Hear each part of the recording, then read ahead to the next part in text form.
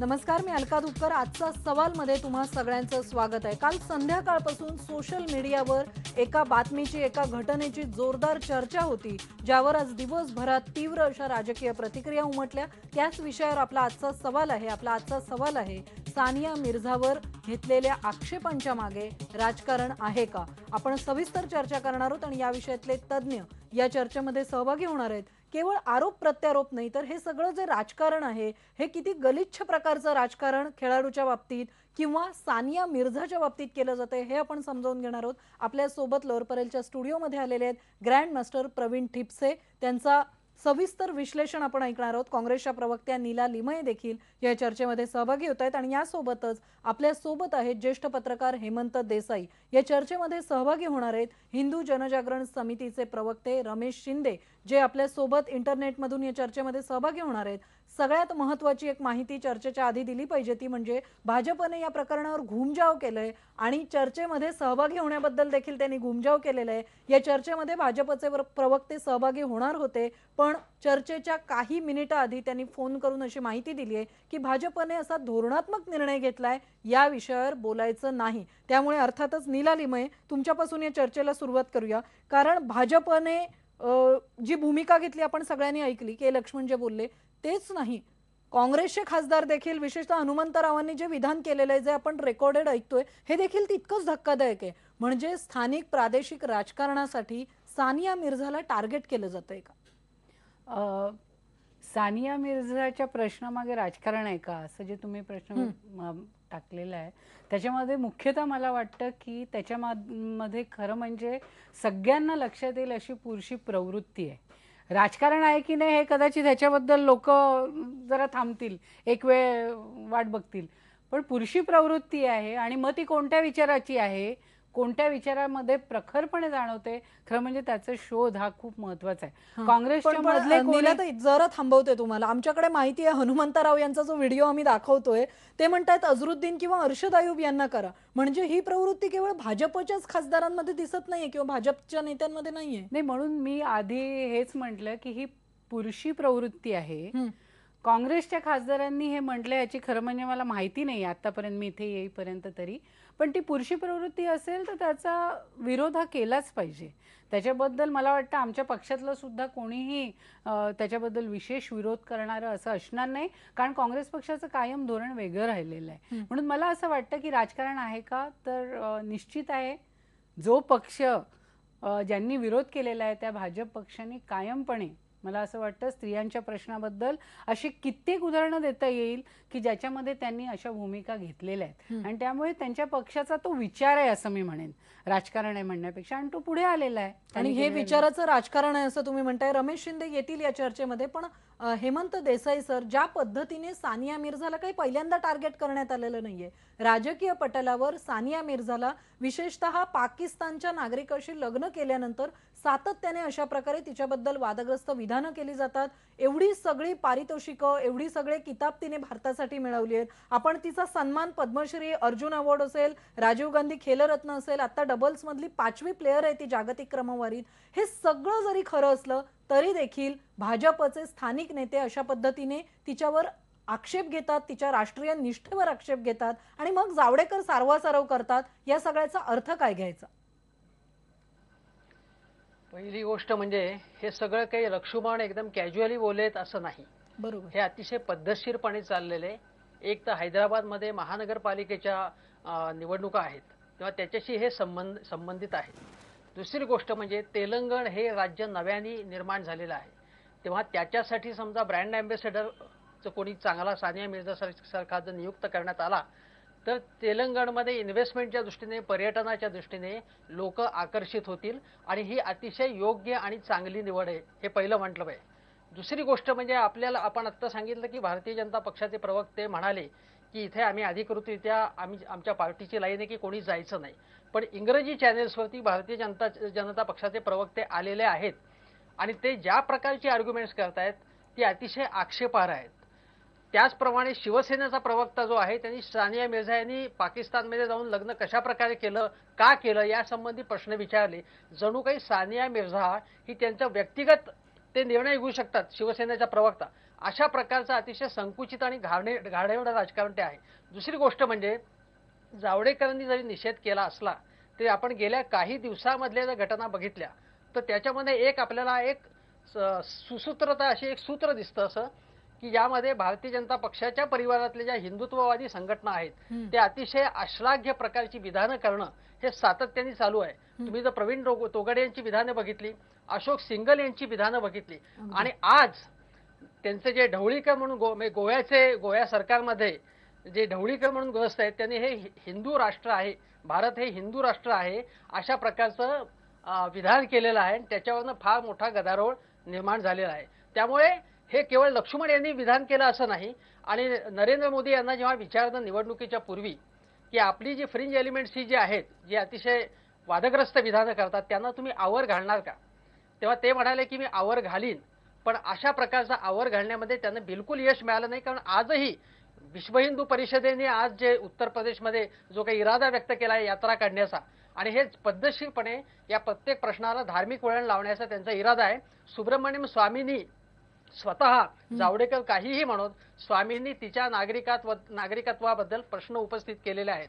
सानिया मिर्झा यांनी स्वतः खुलासा केला परंतु तरी सुद्धा यांनी हे प्रश्न उपस्थित केले. आणि त्याच्या व्यतिरिक्त आज चर्चेमध्ये भारतीय जनता पक्षाच्या लोकांनी पुन्हा सोनिया गांधींचं विदेशी नागरिकत्व आहे की नाही, ते विदेशी बाहू आहेत अशा प्रकारचं त्यांनी पुन्हा एकदा आरोप केले किंवा पुन्हा एकदा गलिच्छ प्रकारचं राजकारण केलं.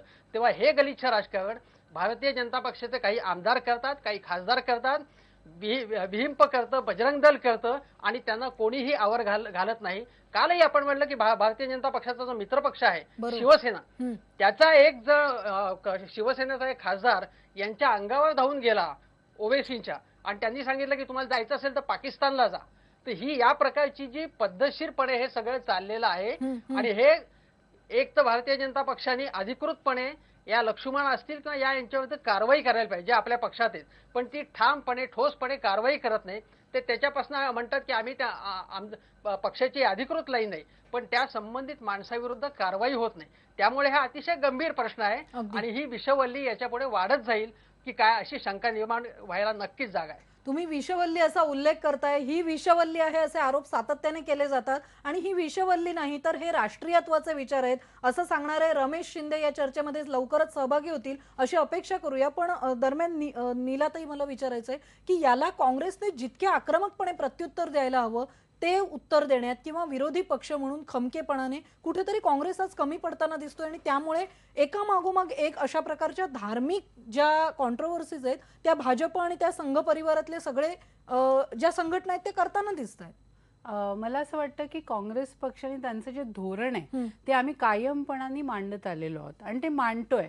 फक्त कसं आहे आज सकाळपासून ही जी चर्चा म्हणजे सानिया मिर्झाजींच्या बद्दल सुरू झाली, खरं म्हणजे ती बातमी बघितल्यानंतर प्रत्येकालाच नागरिक म्हणून सुद्धा आणि पक्षातले सुद्धा कार्यकर्ते म्हणून आम्हाला की ह्याच्यावर कोणी अशा प्रकारचा आक्षेप घेईल आणि तो ह्या प्रकारचा की बा ही पाकिस्तानची सून आहे. आणि एका बाजूला खरं म्हणजे तेलंगणा आता नवीन झालेला आहे, तिकडच्या मुख्यमंत्र्यांनी असं म्हटलं ही तेलंगणाची कन्या आहे की जिला आम्ही हे देतो आहे आणि अशा वेळी तेलंगणा पाकिस्तानची सून आहे आणि मग तिला का देता असा आरोप होईल असं कोणाला स्वप्नातही वाटलं नव्हतं. खरं म्हणजे असं बोलणारे कोणी लोक रमेश शिंदे आलेले आहेत चर्चेमध्ये. रमेश शिंदे स्वप्नातही कोणाला वाटलं नव्हतं जे आक्षेप सानिया मिर्झाच्या कर्तृत्वावर राष्ट्रीय निष्ठेवर घेतले जातील ते सगळे आक्षेप आज भाजप उपस्थित करताना दिसतंय. काय भूमिका आहे तुमची याबद्दल? रमेश शिंदे माझा आवाज पोहोचतोय? प्रश्न जरा पुन्हा सांगाल का? हा प्रश्न हाच होता की सगळे पाहुणे म्हणतायत की सानिया मिर्झाने जे कर्तृत्व दाखवलेलं आहे, भारतासाठी विविध प्रकारचे किताब मिळवलेले आहेत, तिचा अभिमान आहे असं जावडेकर सांगतायत. पण भाजपची मूळ भूमिका होती, तिला आक्षेप घेतलेला होता. पाकिस्तानची सून आहे असं तुम्ही तिला म्हणता, कशा पद्धतीने आक्षेप घेता तुम्ही? का तुम्हाला असं वाटतं की तिला ब्रँड अँबॅसेडर बनवू नये असं?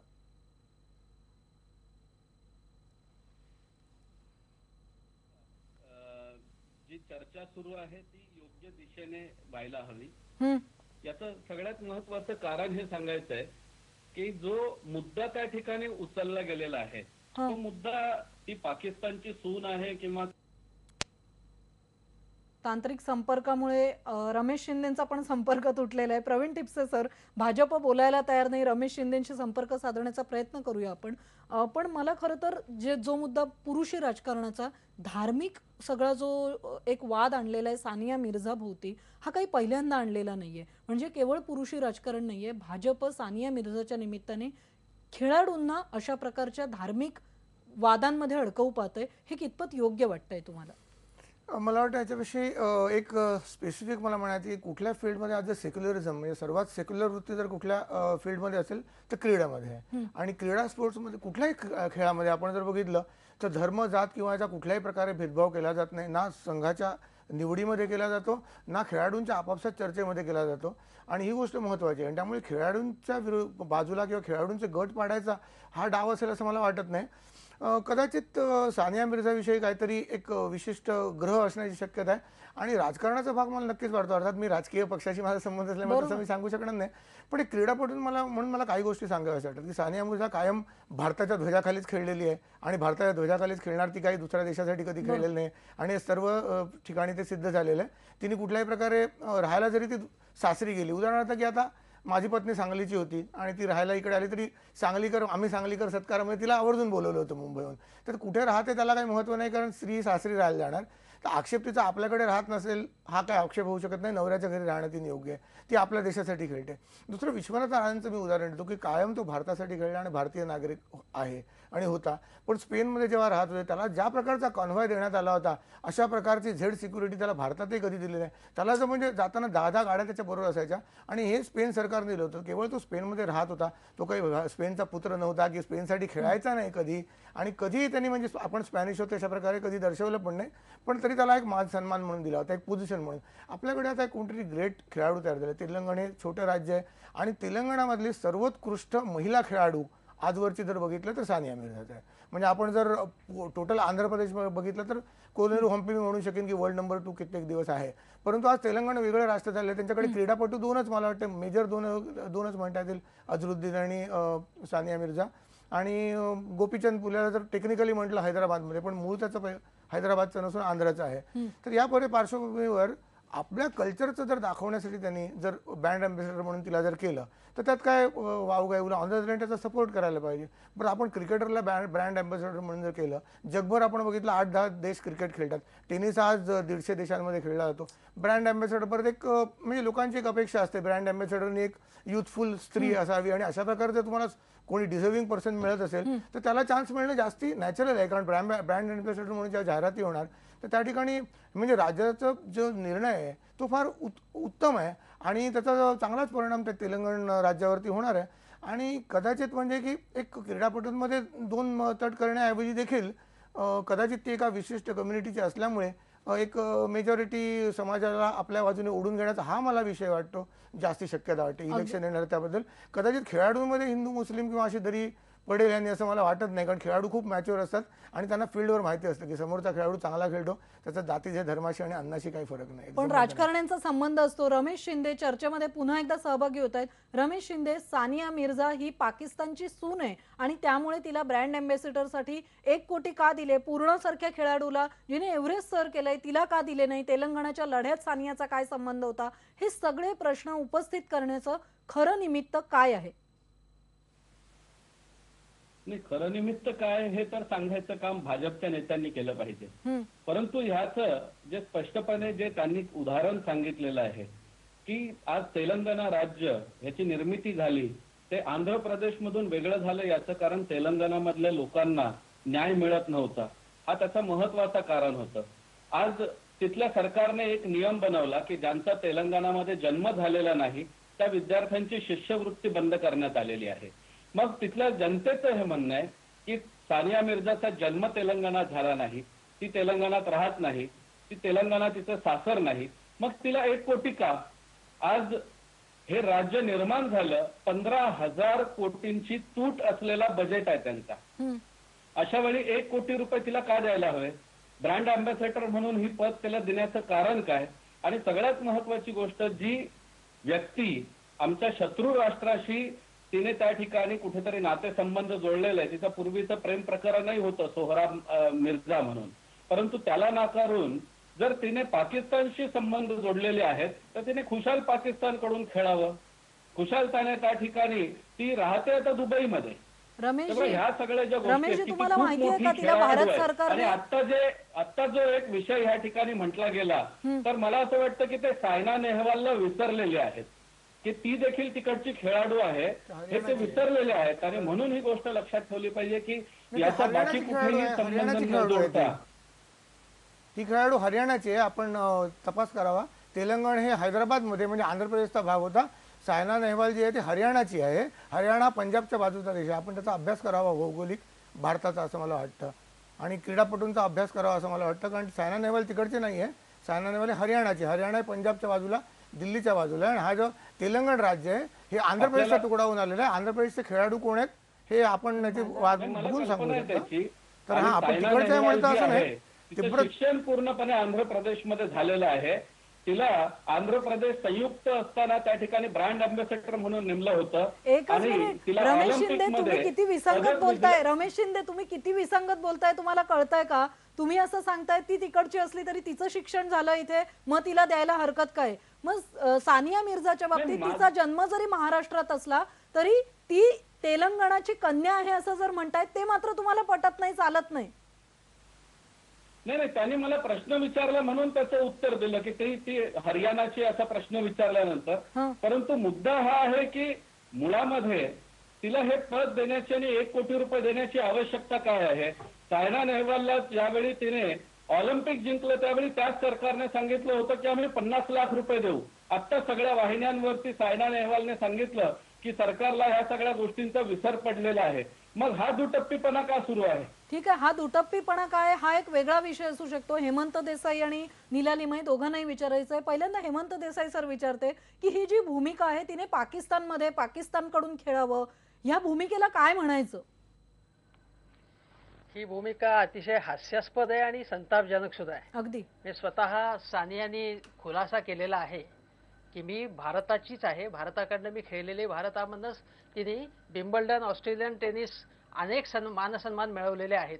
त्यामुळे सानिया कुठल्या देशाकडनं तिने खेळावा हा शिवाय तिचा प्रश्न आहे. आणि दुसरं म्हणजे तिने स्पष्ट केलेलं आहे, तेव्हा त्याबद्दल चर्चा होण्याचं अजिबात कारण नाही. दुसरं ते असं जे म्हणताय सारखं की ब्रँड अँबॅसेडर नेमणं चुकीचं आहे.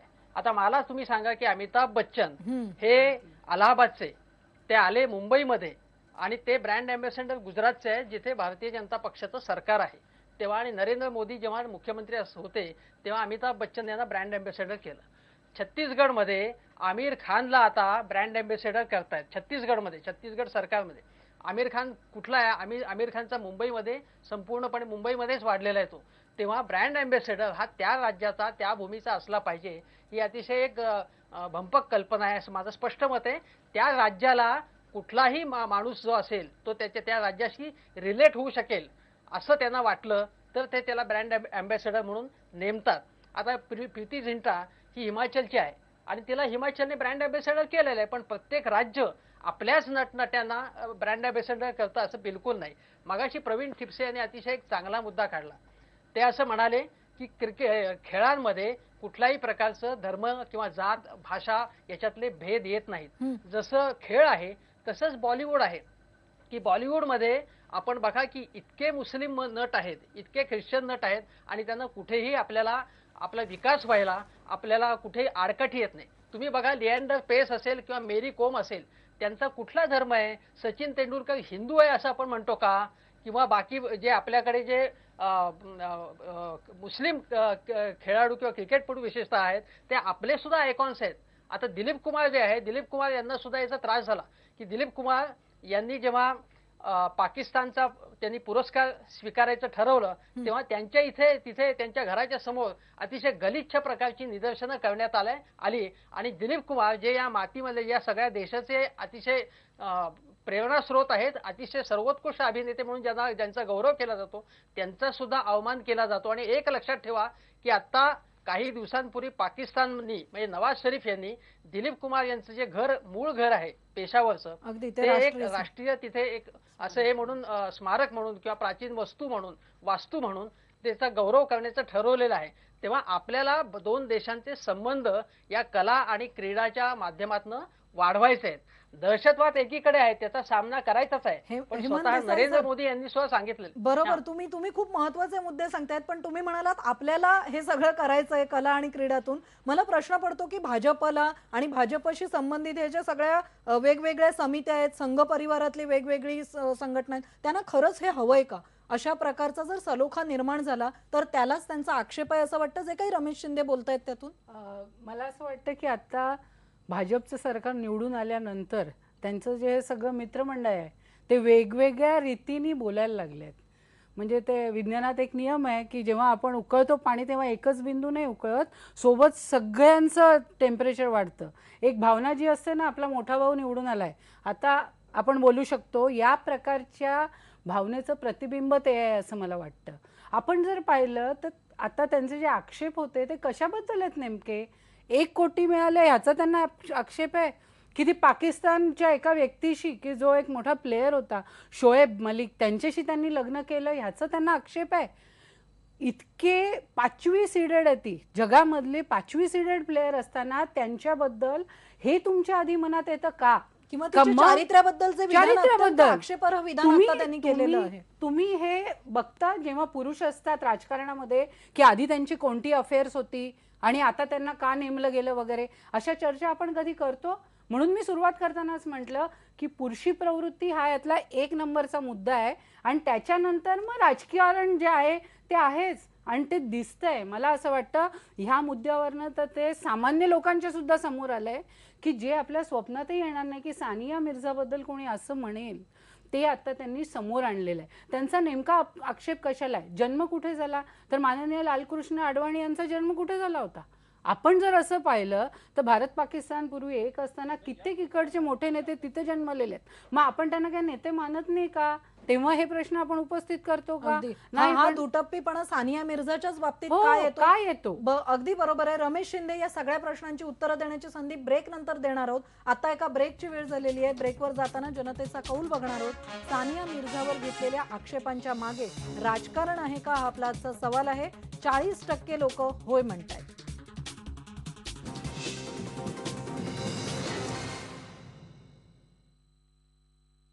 सानिया मिर्झाबद्दल नेमके भाजपचे किंवा भाजप प्रणित संघटना ज्या आहेत त्यांचे आक्षेप काय आहेत असा प्रश्न उपस्थित होतोय. रमेश शिंदे, प्रश्न हा आहे की सानिया मिर्झाला 1 कोटी दिले म्हणून तुमचा आक्षेप आहे, की सानिया मिर्झा ही सानिया मिर्झा आहे म्हणून आक्षेप आहे, की तिने पाकिस्तानच्या नागरिकाशी लग्न केलंय हा तुमचा आक्षेप आहे?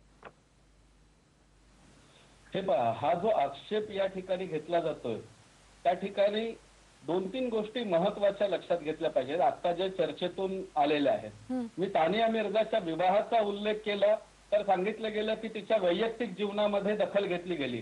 काँग्रेसच्या प्रवक्त्यांनी हे लक्षात ठेवलं पाहिजे की मोदींच्या निवडणुकीपूर्वी त्यांच्या विवाहाचा आणि बायकोचा शोध घेणारे तुमचे दिग्विजय सिंग होते आणि इतक्या बेशरमपणे त्या गोष्टींचा सगळीकडे उदो करत होते.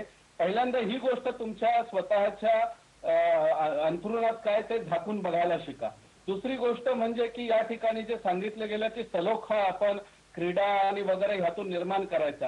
किती वर्ष आपण पाकिस्तान बरोबर क्रिकेट खेळतोय आणि किती वेळा त्यांनी आमच्या जवानांची हत्या केलेली आहे. तेव्हा ह्या ज्या गोष्टी आहेत की क्रिकेटमधून सलोखा वाढेल. मोदींनी सुद्धा त्यांना त्यांच्या राष्ट्रप्रमुखाला या ठिकाणी शपथविधीला बोलावलं, परंतु काय झालं, आता सुद्धा आमच्या जवानांची हत्या झाली. त्यामुळे अशा व्यक्तींना आपण कुठल्याही आधारे लक्षात ठेवलं पाहिजे. जावेद मियादांचं तुम्हाला स्टेटमेंट सांगतो, त्याने सांगितलं होतं की भारताबरोबरचा क्रिकेटचा सामना हा सामना नसून आमच्यासाठी जिहाद असतो. हे त्यांचं वक्तव्य आहे. पाकिस्तानच्या विजयानंतर आमच्याकडे मुस्लिम समाजाची जिथे वस्ती असते तिथे फटाके का फोडले जातात? रमेश शिंदे, या सगळ्याचा सानिया मिर्झाला ब्रँड अँबॅसेडर करण्याशी काय संबंध आहे? आणि हेमंत देसाई उत्तर देतील. जावेद मियादादचा जो तुम्ही उल्लेख केलाय त्या सगळ्याबद्दलचं, त्याचं राजकारण आणि महाराष्ट्रातला इतिहास सगळ्यांनाच माहितीये. या प्रश्नाचं उत्तर द्या. तुम्ही जे मुद्दे म्हणताय त्याचा संबंध काय सानिया मिर्झाशी? की आपल्याला कला आणि या सगळ्या क्षेत्रातून जे एक सांगतो तुम्हाला, रमेश शिंदे ऐका मी काय म्हणतो ते. तुम्ही जे आता म्हणालात की भारत पाकिस्तान सामन्यांच्या वेळी फटाके फोडले जातात, हे चुकीचं आहे. तुम्ही एक लक्षात घ्या, जेव्हा भारत विजयी होतो तेव्हा मुस्लिम वस्तीत सुद्धा फटाके आनंदाने फोडले जातात, आपल्या विजयात ते सहभागी होतात. अनेक महत्वाचे कलावंत समाजातले, अगदी मुस्लिम समाजातले प्रतिनिधी त्याच्यामध्ये सामील होतात. तेव्हा या प्रकारची भाषा कृपा करून चॅनेलवरनं करू नका, अजिबात करू नका तुम्ही तशी भाषा. कारण आता हिंदू मुस्लिम संबंध चांगले आहेत, ते आणखीन आपल्याला चांगले करायचे आहेत, तेव्हा कृपा करून करू नका. रमेश शिंदे, एकच मिनिट, तुमचा तांत्रिक काहीतरी बिघाड होतोय, तो दुरुस्त करण्याचा प्रयत्न करतो, पण तुम्ही ऐकू शकताय ठिपसे सर ज्या पद्धतीची विधानं केली जात आहेत, म्हणजे 1 कोटीवरून डायरेक्ट आपण धर्मावर आणि पाकिस्तान सोबतच्या सलोख्याच्या राजकारणावर उतरतोय. मला वाटतं काय होतं की आता क्रीडा क्षेत्रात असल्यामुळे योगायोगाने आम्हाला सर्व धर्म आणि सर्व वेगवेगळ्या देशाच्याही लोकांना भेटायची संधी मिळाली. पण कधी कधी मला असं वाटतं, आणि काही मंत्र्यांनी देखील माझ्याकडे कबूल केल्यानंतर, की आम्ही जेव्हा जनसंपर्क आला किंवा दुसऱ्या धर्माचे आणि जातीचे लोक आम्ही बघितले, तेव्हा आमच्या लक्षात आलं, म्हणजे एक मोठे नेते, पूर्वी केंद्रीय मंत्री होते, त्यांनी स्वतः सांगितलं की एका विशेष समाजाविषयी आमचा आक्षेप होता, पण ते नंतर बघितलं त्यांच्या घरी आपल्याकडे सारखंच आहे. आणि त्यात शिवसेनेचेही होते, काँग्रेसचेही होते. सगळ्यांचं जेव्हा जनसंपर्क येतो त्यावेळी त्यांचं मत बदलतं आणि त्यांच्या लक्षात येतं. पण हे राजकीय पार्ट्यांच्या बाबतीत होऊ शकतं. आता काही विशिष्ट गट जसे रमेश शिंदे आहेत, ते जर एकाच प्रकारच्या लोकांमध्ये भेटणार असेल, त्याच विचारांची वारंवार चर्चा करणार असले, तर दुसऱ्या विचारांना त्यांच्याकडे एक्सपोजर मिळत नाही. आता समजा एखादा मनुष्य, समजा काही ब्राह्मण विरोधी असो किंवा ब्राह्मण असो, कोणी सांगितलं ब्राह्मण वाईट, कोणी सांगितलं ब्राह्मण विरोधी वाईट किंवा विशिष्ट समाज वाईट, तर हा माणसाला जर दुसऱ्यांबरोबर संपर्क आला नाही, त्याला कळू शकत नाही. आणि दुर्दैवाने हे ह्याच्यावर तोडगा म्हणून जयप्रकाश नारायणनी काय सांगितलं होतं, आडनाव लावू नका. आडनाव हा सगळ्यात मोठा शत्रू आहे, कारण तुमची जात तिकडे क्लिअर होते. आणि आडनाव लावू नका. आणि त्यानंतर तुम्ही बघा, आणि म्हणून हा सेक्युलरिझम जो आहे तो बऱ्याच प्रमाणात UP आणि बिहारमध्ये झाला होता, आणि जयप्रकाशजी त्याच्यामध्ये खूप यशस्वी झाले होते, खूप मोठ्या प्रमाणावरती. दुर्दैवाने इव्हेंच्युअली पोलरायझेशन सुरुवात झाली परत, आणि वेगवेगळ्या गोष्टी झाल्या. परंतु बहुतेक लोक जे आक्षेपार्ह जे बोलणारे असतात, जे विचित्र, ते त्या लोकांना दुसऱ्या समाजाची जाणीवच नसते. दुसऱ्या समाजाचा एकही माणूस त्यांनी भेटलेला नसतो त्यांना. अगदी आणि बरोबर आहे. आमच्या व्यवसायामध्ये आम्ही बघतो की दुसऱ्या समाजाची माणसं भेटली, त्यांचं मत बदलतं. तर दुर्दैवाने म्हणजे असं जास्तीत जास्त इंटरॅक्शन समाजाचं व्हावं. अगदी तुम्ही दुसरा समाज वगैरे म्हणताय, मी तर म्हणेन रोटी बेटी व्यवहार हा शब्द आपण वापरूया, जो अगदी प्रचलित शब्द आहे. नीला लिमये हा रोटी बेटी व्यवहार थोडासा वेगळा केला सानिया मिर्झाने, आणि केवळ तिने रोटी बेटी व्यवहार वेगळा केला म्हणून तिच्यावर एक प्रकारे आपण म्हणूया वाळीत टाकण्याची भाषा जी भाजप किंवा रमेश शिंदे करतायत, की पाकिस्तानने जे काही कृत्य केलेलं आहे पाकिस्तानच्या संपूर्ण सरकारने, देशाने आतापर्यंत, त्या सगळ्याला सानिया मिर्झाला जबाबदार धरले जाते. आता आपण माननीय रमेश शिंदे यांचं ऐकलं. माणसं किती एककल्ली विचार करू शकतात, मला असं वाटतं त्याचं एक मूर्तिमंत रूप आहे ते जे बोलले हे. त्यांनी जे काही संस्कृती सांगितली की कुठे फटाके वाजवतात, वाजवत नाही, मला असं वाटतं भारत देशामध्ये कित्येक धर्मातले लोक असे वेगळ्या हिंदू सोडून जे गणपतीची पूजा करतात, पूजा म्हणजे त्या गणपतीमध्ये सहभागी होतात, ते तुम्हाला दिसत नाही. कोणी एखाद्याने फटाके वाजवले ते तुम्हाला लगेच दिसतं. आपण नाना पाटेकरांचे सिनेमा बघतो, त्याच्यात किती वेळा ओरडून सांगितलं जातं बॉलिवूड हा त्याचा एक चांगला धागा आहे की जिथे हा सर्व धर्म समभाव सातत्याने मांडला जातो. त्याच्यातला जो भडकपणा आहे तो सोडून द्या, पण तो सातत्याने मांडला जातो, दिसतो. पण मला असं वाटतं त्यांना हे सगळं काही दिसत नाही. त्यांना इतकंच दिसतं की रोटी बेटी व्यवहारात तिने परधर्मातल्या माणसं, डॉक्टर बाबासाहेब आंबेडकर काय म्हणाले होते की इकडची जर जाती व्यवस्थेला तडा द्यायचा असेल तर आंतरधर्मीय आंतरजातीय विवाह होत असतील तर त्याला आपण प्रोत्साहन दिलं पाहिजे. आपण संविधान मानतो, आपण इकडे जे मुस्लिम इथे राहिले आहेत ते या देशातले म्हणून राहिलेले आहेत. संविधान नावाची एक खूप चांगली सिरियल त्यांनी बघावी की ज्याच्यामध्ये हे संविधान कसं लिहिलं गेलं याचं वर्णन आहे. मला असं वाटतं ते जे बोलतायत ती जी संस्कृती आहे ती त्यांच्या मनात असलेली आहे. भारताची जी संस्कृती आहे, जे संविधान आहे की ज्याच्यामध्ये हे सगळं मांडलेलं आहे, मग ती लोकशाही आहे, सर्वधर्म समभाव आहे, स्त्रियांचा आदर आहे. मला असं वाटतं त्यांच्या बोलण्यामध्ये ही सगळी जबाबदारी की कोणाशी लग्न करावं हे ते फक्त तिच्यावर टाकून दिलेलं आहे त्यांनी, की आणि म्हणून तिला वाईट टाकल्यासारखं केलेलं आहे. मला असं वाटतं जे लोक ऐकतायत त्यांच्याकरता, तरुणांच्या मनातली, आपल्या सगळ्यांच्या मनातली सानिया मिर्झा यांची प्रतिमा, आपली उत्कृष्ट खेळाडू की जिने आपल्याला इतकी पदकं मिळवून दिली, इतकं नाही की जिच्याकडे बघून अनेक मुस्लिम मुलींना वाटलं असेल की अरे मी हे करू शकते, तुम्ही त्या सगळ्यांना याच्यापासून दूर लोटताय. कारण केवळ तिने पाकिस्तानमधल्या एका व्यक्तीशी लग्न केलं आणि खरं म्हणजे एका अर्थाने विज्ञान, खेळ आणि गाणं अशा सारख्या ज्या कला आहेत ह्यानी माणसं एकत्र येतात. ती एकत्र येत असतील तर ह्यांच्या पोटात दुखतंय का पोटात दुखतं हे देखील हाच महत्त्वाचं आहे. मुद्दा आहे. हेमंत देसाई, हे जे पोटदुखी आहे ही पोटदुखी आता बाहेर पडायला लागलेली आहे. म्हणजे नीला लिमये किंवा प्रवीण टिपसे ज्या संस्कृतीचा उल्लेख करतायत ही संस्कृती भारताची संस्कृती आहे आणि भाजप सत्तेत आल्यानंतर या विरोधी वारे वाहू लागतील किंवा एक सुरी संस्कृती इथे आणण्याचा प्रयत्न केला जाईल. हा जो धोका सातत्याने व्यक्त केला जात होता या सगळ्याची खरी रूप आता दिसायला लागली आहेत का? तुम्ही म्हणताय त्याप्रमाणे ती रूपं दिसायला लागलेली आहेत. पण आपण एक लक्षात घ्या की नरेंद्र मोदी यांनी आले आले असं सांगितलं होतं की एक भारत श्रेष्ठ भारत. मी कुठल्याही जाती धर्मामध्ये फरक करणार नाही असं त्यांनी सांगितलेलं आहे. आपण काही काळ त्यांच्यावरती विश्वास ठेवूया आणि त्याच वेळी अशी आपण मागणी करूया की मोदींनी आता केवळ अशी भाषा करून चालणार नाही तर प्रत्यक्ष ऍक्शन घेतली पाहिजे या लोकांविरुद्ध. जर आता लक्ष्मण यांना त्यांनी पक्षातनं एक तर निलंबित केलं पाहिजे, शिस्तभंगाची कारवाई केली पाहिजे. असं जर काही कारवाई ठोसपणे केलं तर त्याच्यावरती होईल. ज्या मोदींनी निवडणूक प्रचाराच्या अगोदर मुझफ्फरनगरच्या मध्ये जी दंगल झाली त्यावेळी दंगलीमध्ये ज्यांच्यावरती गंभीर आरोप होते त्यांनाच त्यांचा सत्कार झाला त्यांच्या सभेमध्ये आणि मग सांगण्यात आलं की ते त्यावेळी सभेमध्ये नव्हते. त्याच्यानंतर त्यांना तिकीटं देण्यात आली आणि त्याचं त्यांना रिझल्ट्स मिळाले. तेव्हा निवडणुकीच्या पूर्वी अशा प्रकारच्या गोष्टी करायच्या म्हणजे ध्रुवीकरण करायचं आणि त्याच्यानंतर निवडणुकीनंतर मग म्हणायचं की आपल्याला महासत्ता बनायचं आहे, आपल्याला विकासाचा दर वाढवायचा आहे आणि आपल्याला गव्हर्नन्स महत्वाचा आहे. तेव्हा या दोन्ही गोष्टी एकाच वेळी सायमल्टेनियसली केल्या जातात. पण आपण त्याच वेळी असं आपण म्हणूया की भारतीय जनता पक्षाला जे पाठिंबा दिलेला आहे लोकांनी, फक्त हिंदुत्ववाद्यांनी पाठिंबा दिलाय असं नाही तर सर्वसामान्य लोकांनी अशा अपेक्षा ठेवून तरुणांनी पाठिंबा दिलेला आहे. आणि हा पाठिंबा त्यांनी विचारात घेतला पाहिजे की तरुणांना, आज मी असंख्य तरुणांशी बोललो, त्यांना या प्रकारची सानिया मिर्झा संबंधी केलेली भाषा आवडलेली नाही. तेव्हा जर अशा प्रकारचं वक्तव्य, अशा प्रकारची विधानं, अशा प्रकारच्या यात्रा कृती झाल्या तर भारतीय जनता पक्षाचा पाठिंबा जो लोकांनी दिलेला आहे तो मतदार बाजूला जायला लागेल, त्यांचा अपेक्षाभंग होईल. बरोबर. मी इथे एक गोष्ट सांगतो तुम्हाला की आता ते म्हणतायत की क्रीडा आणि कला याचा काय प्रश्न आहे. पण त्यांनी बघा की पुढच्या महिन्यामध्येच भारत आणि पाकिस्तान यांच्यामध्ये एक उच्चस्तरीय एक बैठक होणार आहे, शिखर परिषद होणार आहे आणि त्याच्यामध्ये सगळ्या मुद्द्यांची चर्चा होणार आहे. हे मोदींच्या राज्यामध्ये सुद्धा होते. तेव्हा जर भारत आणि पाकिस्तान यांची चर्चा होणार असेल, संवाद होणार असेल तर आपण असं म्हणतो का की पाकिस्तान आपल्याकडे दहशतवाद करतो म्हणून आम्ही चर्चाच करणार नाही. ही जी लाईन भारतीय जनता पक्षाची अगोदर निवडणुकीची पूर्वी होती ती त्यांनी बदलली आणि मनमोहन सिंगांची जी लाईन घेतली आहे की एकाच वेळी म्हणजे दहशतवाद आहे त्याचा आम्ही सामना करू पण त्याच वेळी चर्चेची तयारी ठेवू. चर्चा केलीच नाही तरी पाकिस्तान शेजारी आहे त्यामुळे आपल्याला त्रास होणारच.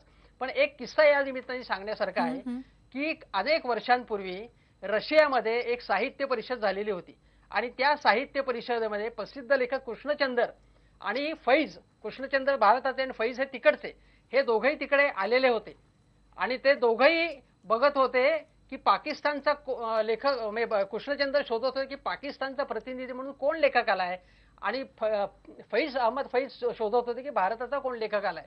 तेव्हा प्रत्येक टेबल वेगवेगळी अशी होती.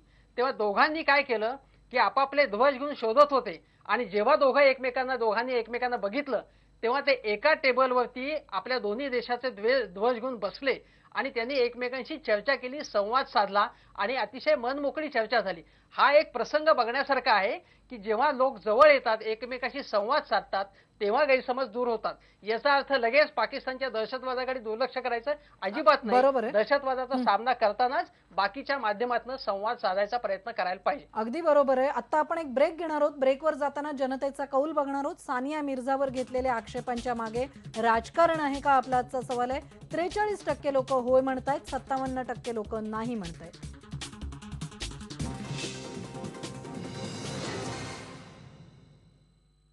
भाजपची समर्थक असलेली हिंदू जनजागरण समिती, त्याचे प्रवक्ते रमेश शिंदे पुन्हा एकदा चर्चेत आलेले आहेत. रमेश सर, एकच प्रश्न तुम्हाला रमेश शिंदे विचारते, तो हा आहे की सानिया मिर्झा नको असेल तर तिथे कोण तुम्हाला ब्रँड अँबॅसेडर हवेत, हा प्रश्न आहे. आणि दुसरा मुद्दा जो आहे, रमेश शिंदे आवाज पोहोचतोय?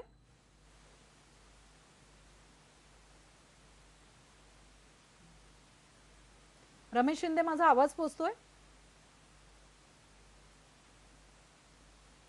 तांत्रिक संपर्क जो आहे त्याचा पुन्हा एकदा प्रश्न निर्माण झालेला आहे. हेमंत देसाई सर, आज जावडेकरांनी जे घुमजाव केलेले आहे, म्हणजे पहिल्या 2 भागात आपण चर्चा केली की भाजपचा विचार काय आहे, तो कोणत्या दिशेने जातोय, त्याची का भीती वाटते आणि का ते थांबलं पाहिजे. पण हे सगळं लक्षात घेऊन कारवाई दूर राहिली. जावडेकरांनी जे घुमजाव केलेला आहे त्याचा अर्थ काय घ्यायचा? म्हणजे भाजप आता म्हणताय की हे जे विधान होतं ते के लक्ष्मणांचं वैयक्तिक विधान होतं, पक्षाचा याच्याशी काही संबंध नाही. आता ते पक्षाचे नेते आहेत, तिकडचे आमदार आहेत म्हणून त्यांची दखल घेतली. ते पक्षाचे कोणीही नसते तर त्यांची दखल घेतली नसती. तेव्हा मुळात असा प्रश्न आहे की अशा विचारसरणीचा माणूस हा तुमच्या पक्षामध्ये कसं?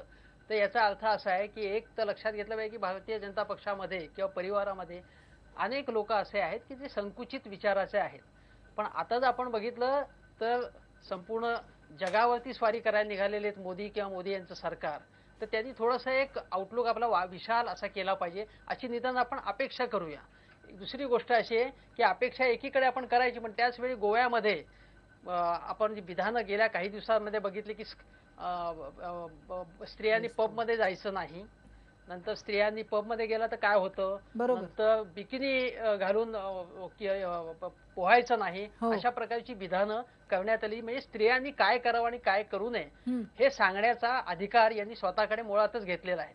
तेव्हा अशा अनेक नेते मंडळी आणि यांच्याकडे मुळातच आहे. पण आता सानिया मिर्झांबद्दल आता बोलताना आपण असं म्हटलं की त्या समजा त्यांना असं म्हणायचं की ती पाकिस्तानची आहे, ती आमची नाही असं त्यांना खरं म्हणायचंय मनातनं. पण अडवाणी हे सुद्धा कराचीचे आहेत. तर अडवाणी त्यावेळी आता ते म्हणतील की तेव्हा आपला तो कराची हा भारताचाच हिस्सा होता, पण आता ते कराचीमध्ये आहेत ना, कराचीमध्ये जन्माला आले तर हे तर खरे. किंवा मनमोहन सिंग हे पाकिस्तानमध्ये जन्माला आले, याचा अर्थ ते पाकिस्तानचे होतात का?